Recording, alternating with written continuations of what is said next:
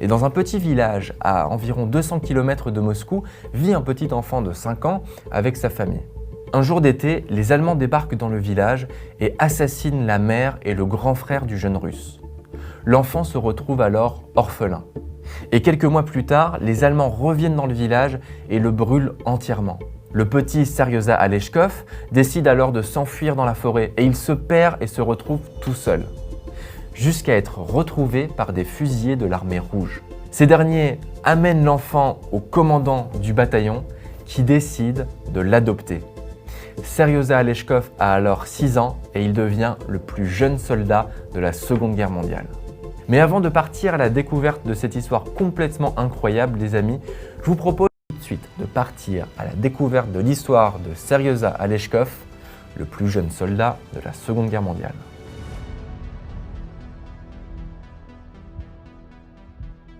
« 22 juin 1941, village de Green, à 250 km au sud-ouest de Moscou. Le paisible hameau, bâti au cœur des grandes forêts de l'ouest de la Russie, s'éveille tranquillement en ce début d'été. Dans l'une des maisons en bois qui parsèment la route de terre de Green, vivent les Aleshkov, une modeste famille de paysans. Le père, décédé avant la guerre, a laissé une veuve, Nastasia, et 4 enfants, Ivan, Andrei, Petia et Seryoza. Seryoza Aleshkov est le cadet de la fratrie. Âgé de 5 ans, le garçon est d'un naturel jovial et serviable. Les joues rondes, le regard rieur, il fait le bonheur de sa famille. Pour les Aleshkov, le fracas de la guerre semble bien lointain. Ils ignorent pourtant que ce matin, à 1000 km à l'ouest de là, la plus grande invasion terrestre de l'histoire vient de commencer. Dans la nuit, à 3h15 du matin, Adolf Hitler a lancé l'opération Barbarossa.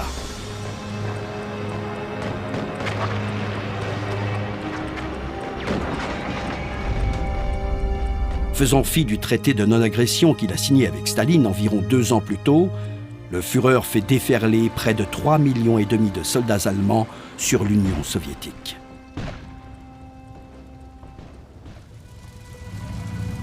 Staline est pris de court. Après avoir désorganisé l'armée rouge en éliminant une partie des officiers généraux lors des purges de 1937 et 1938, le chef d'État est resté sourd aux avertissements de ses espions. La débâcle est totale. Acculé, Staline réquisitionne tous les hommes en âge de se battre.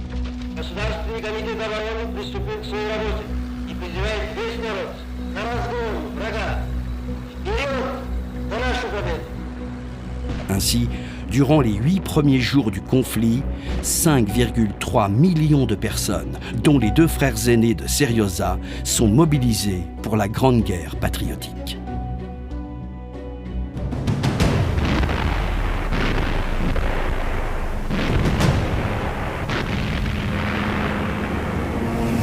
Mais cela ne suffit pas, car en quelques mois, les terribles Panzerdivisionen du Troisième Reich traversent les plaines de l'Est de la Pologne, de l'Ukraine, de la Biélorussie, puis fin 1941, s'approchent de Moscou. Sur leur passage, les Allemands font preuve d'un véritable déchaînement de violence. Un soldat allemand raconte « Il faut nettoyer chaque maison à la grenade. En 1 heure, le village s'est transformé en un océan de flammes. Nos soldats détruisent et tuent sans merci. » Des millions de soldats soviétiques sont encerclés et contraints à la reddition. Derrière les lignes de front, les Einsatzgruppen, les unités mobiles d'extermination SS, sèment la terreur et exterminent méthodiquement juifs, cadres du Parti communiste et résistants.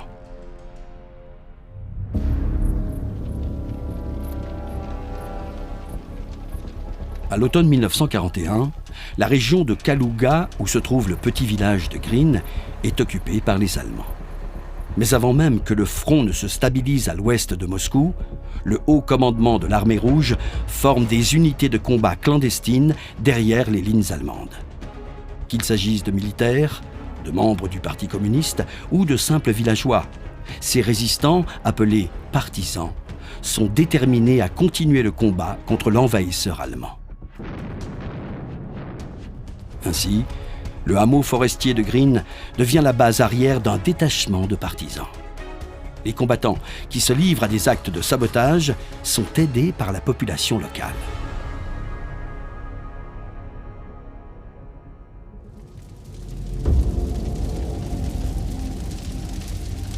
À l'été 1942, la vie de la famille Aleshkov tourne au drame. Petya, le grand frère de Seryoza, est arrêté par des soldats allemands. L'enfant, âgé d'à peine 10 ans, est en effet soupçonné d'être en lien avec les partisans. Après avoir été torturé, il est pendu. Sa mère, qui tente de s'interposer, est quant à elle froidement exécutée d'une balle. Le petit Seryoza est cependant épargné par les soldats. L'enfant de 5 ans est désormais orphelin. Mais en août de la même année, la Wehrmacht déferle à nouveau dans le village de Green, bien décidé à réduire cette fois-ci la base des partisans en cendres. Terrifié, Seryoza Aleshkov parvient miraculeusement à s'enfuir du hameau en feu. Aux côtés d'autres villageois, l'orphelin s'enfonce au cœur de l'épaisse forêt. Il prend ses jambes à son cou et court jusqu'à ne plus entendre de coups de feu.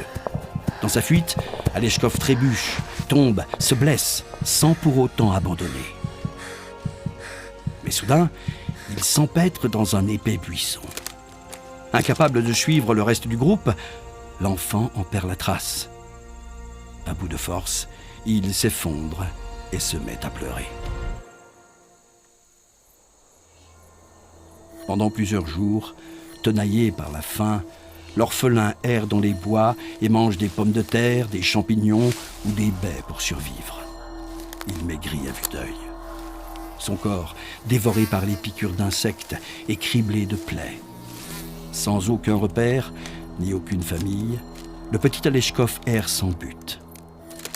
Mais alors qu'il est recroquevillé sous un buisson, il perçoit un bruit inhabituel. Est-ce un animal venu le dévorer? Un Allemand venu le tuer? Terrifié, l'enfant retient son souffle, quand soudain un homme apparaît. Les éclaireurs du 142e régiment de la 47e division de fusiliers de l'armée rouge sont en patrouille dans la forêt lorsqu'ils tombent nez à nez avec le jeune Seryoza Aleshkov.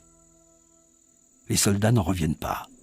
L'enfant qu'ils viennent de trouver n'a même pas 6 ans. Son visage est émacié et son corps est recouvert de blessures et de croûtes. Il est si maigre qu'il ne tient même plus debout sur ses jambes et si assoiffé que plus aucun son ne sort de sa bouche.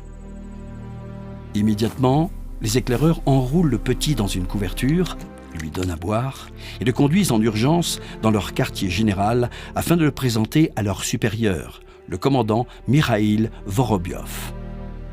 Le major se rappelle. « Les éclaireurs sont arrivés, m'ont dit. Camarade major, nous avons trouvé cet enfant allongé sous un buisson. Je lui ai demandé